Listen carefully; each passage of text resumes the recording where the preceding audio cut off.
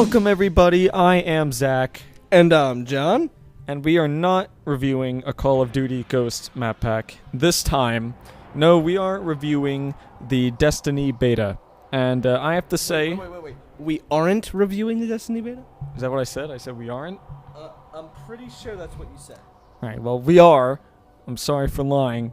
But anyway, this is like the fucking best game on Xbox One right now. This is freaking amazing. Not to mention that it's a fucking beta. It's a beta, and it's better than a lot of the games that I've played on Xbox One so far. Where to? Titanfall, you chicken shit looking bitch. Destiny just fucking knocked you out of the park. Why the fuck do even people play you anymore? Jesus Christ, Destiny's fucking out. Go fucking play the beta. Damn it. Yeah. Do it. Fucking...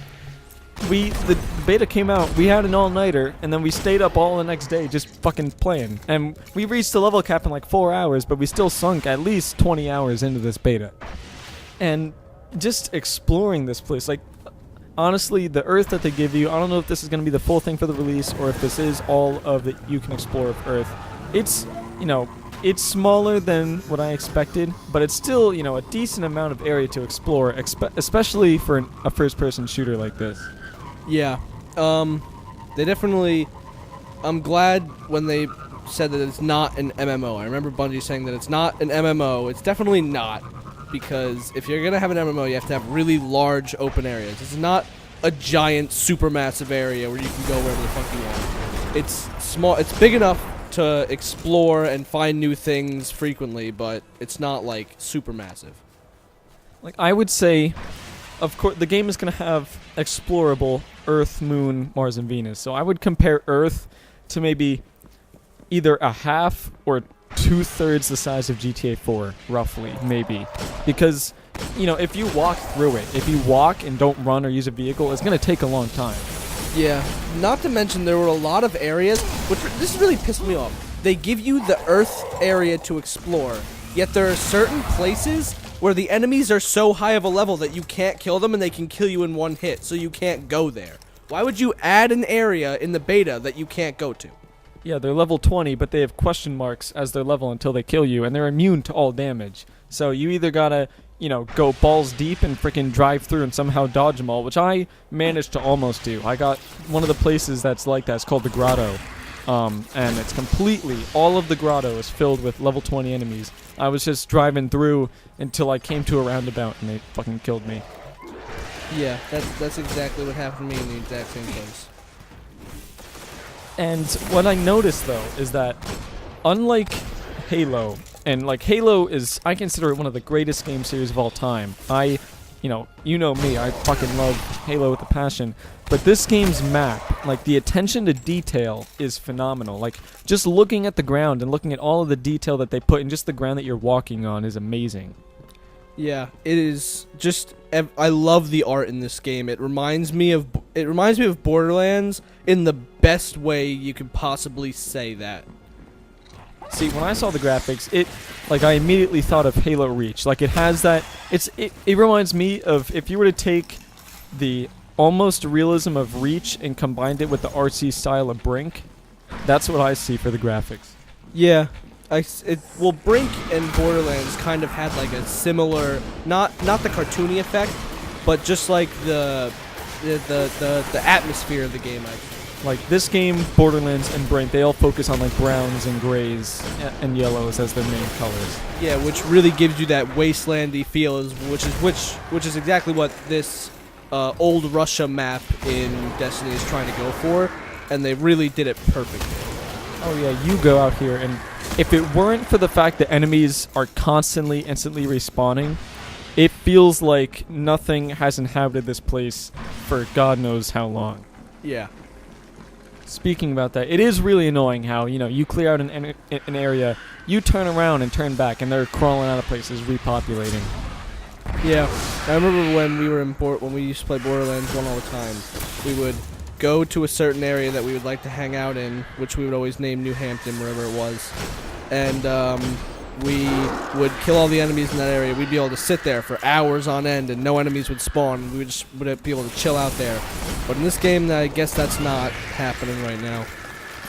And the reason we keep comparing it to Borderlands is, when it comes to the multiplayer exploration and story mode, it plays out exactly like Borderlands. Like I'm playing it exactly as I played my hunter in Borderlands. I have my revolver, I'm jumping around, I'm using, dodging and weaving effects to play the game, which is exactly how I played Borderlands. And the multiplayer, the Crucible, the competitive side, is pure Halo. But it feels, in my opinion, a lot more balanced than Halo. Like, I feel like you're not just running out there and, you can never get completely conquered. You can always find a way to best the person who just killed you.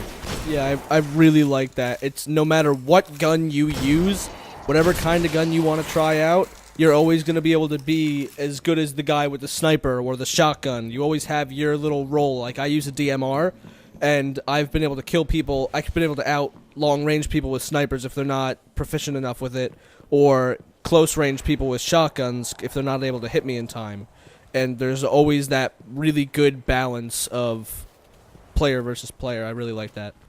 And like you're watching the video, I'm not running around with like a heavy machine gun or something. I'm walking around this place dominating enemies with a pistol.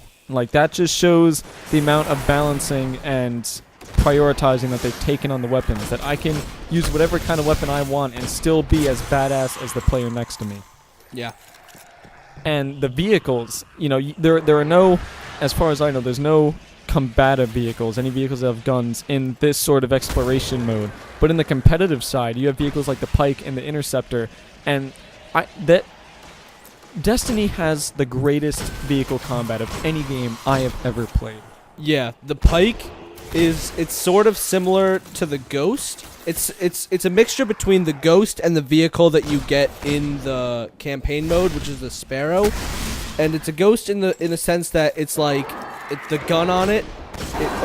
I love the gun on the Pike. I can't even say anything else besides the fact that it's just a fantastic weapon. And you're driving these vehicles, and when you go to thrust, when you go to boost, you almost want to get thrown back into your seat for the effect of it, because like you could almost feel boosting in the vehicle. That's how good the sound design and the artwork is of it. And what's amazing about the Pike is that when you press the bumpers, so the Pike is basically a hover bike with guns. It's with ghost lasers from Halo. So when you press the bumpers, you dash to the side. So it just creates great vehicular play, because the Interceptor is a lot like the Revenant, yeah, where it's got the heavy guns and sort of slow movement, but it's a lot more maneuverable than, say, a tank. So you can be dashing along, and the vehicles are really balanced. This whole game in general is just really, really balanced. And same thing goes with the enemies. Like the difficulty level of the campaign and of the exploration is perfect. You never feel too outgunned that you just want to quit, but you never feel like it's so easy that you're just charging through, not, just putzing around, not doing anything useful. Yeah, you have to try, but if you try, you will succeed, whether you die once or die twice. There's always a way to get, unless the enemies are obviously like 3 levels higher than you, which can fucking die. You know what I mean. And what I love about this game about dying is it's not like GTA or Borderlands where there's consequences and you really don't want to die and you hate when you die. In this game, you just respawn and continue the fight. Just get back in the action. You don't lose, money or experience or whatever for dying. And I don't know, it just makes it, I don't know, I like that. Yeah. I understand the concept of losing things when you die in the game because they want you to try to stay alive, but for this game especially, where you're bound to die a few times, it's just not really important to make you have to pay for that kind of stuff. And what we have right here is there's a lot of, while the map in the beta is relatively small compared to what we were expecting, there's a lot of secrets. Like you have to look around to truly experience everything this map has to offer. Like this is a level 20 boss, and you kill this guy, and I'm not going to say what happens, but there's a little surprise when you kill this guy. You can't do any damage to him, as far as I know. Maybe you can get better gear than me, but we just kind of knocked him off the cliff. That's how we killed him. I don't even think we did. I think he knocked himself off the cliff. He just like fell. I tried to get him to slice at me, and he got really close, and then I thought you threw a grenade that like kind of like pushed him over, but whatever. But what's amazing is this is a beta. I mean, granted the game comes out in 2 months, but for a beta, it is an extremely solid game. Like they could release this right now. I would pay $60 right now for this. Yeah, and yeah, definitely. Like, if they said pay $60 now and be level 8 until September, I'd be fine. I'd be so happy just to be able to play this until September. Yeah. And I don't know, I think Bungie basically revolutionized the first-person shooter with Halo, and they completely changed the way games, make themselves and developers make the games.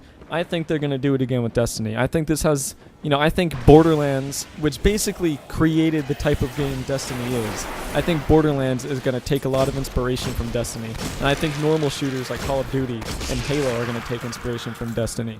Yeah, because not only is the campaign, like, just the Borderlands-y style type campaign really good, in the Crucible, which is the multiplayer, the feel of the multiplayer and just the I can't even think of the word for it, just the smoothness as you're, like, running and gunning and running through, it's just more immersive than any other shooter game that I've played in a very long time. Oh yeah, and a lot like Borderlands, you feel attached almost to your character. Like, I play as a warlock, and I feel so unique when I'm playing with you and little Zack, who are Hunter and Titan respectively. So like Borderlands, the classes each fulfill a really strong role in the fire team. Hunter's got a fucking throwing knife. Throw a knife the shit out of people. Yeah, but that was just my super. Just fucking explode a bitch. You saw me. I think we got it in this video when I explode like 6 enemies in one thing. Yeah, that was awesome. Speaking of which, okay, this is a message to you, Bungie. Take the Hunter's super ability and just change it. For the spec that you give us, the golden gun thing, it's not working for me. I hate it. That's the one thing that I have a complaint with. It's that damn super ability. I never use it because it just gives you a stupid golden gun that does a bunch of damage. I don't really care for it. Hunter definitely has the best super of the 3, and I hate calling them supers. I just call them... They have the worst, sorry. Hunters have the worst supercharge. I know they're called super. I just call them supercharge because it sounds better. Oh, this is my super. But the Titan, I don't know. I think that's equal to the Warlock one. I think Warlock is better aesthetically, but I think they do the same amount of effect when it comes to damage and dealing with enemies. Yeah. But the Hunters does not. The Hunters just kills 3 people, and then you're done. The Hunter, you're basically guaranteed 3 kills, but the Titan... So the Titan, you don't see it in this video, but the Titan jumps up and smashes down. It's almost like if the armor lock did damage and had a better area of effect, but there's no shield. Like that sort of animation of punching the ground and fucking people's day. Yep. And, I don't know. I think... I'm just disappointed that we couldn't go to the moon. You can't see Mars and Venus in the in-game map, but you can see the moon, and you click on it, and it says, come back when the game's released in September. So, we have that to look forward to. Yeah, I love this game so much, and for the beta, I think they should have let us go a little bit further. Just like, at least a little bit further. Like, 1 mission on the moon. Give us something. Please. It was just really disappointing how little they just snuck a peek for us. It was really annoying. You know what is going to suck, though? The fact that, characters don't transfer over from the beta. So, we're going to have to do all this in September again. We're going to have to do the same stuff. And, we basically twinked our characters, so we have to do it all again. Alright, guys. So that was it. That's all we have. The beta ends on the 27th, so make sure you play it. It is now open to everyone. You don't have to pre-order the game to play it. Yep, me and Zach will be definitely playing it for the next however many days. 3 days? 2 days. 3 days. So, yep, that's that. Like and comment on the video as well as subscribe for Shoutout Saturday, and we will see you on the Xbox One version of Destiny. Yep. Bye. Peace.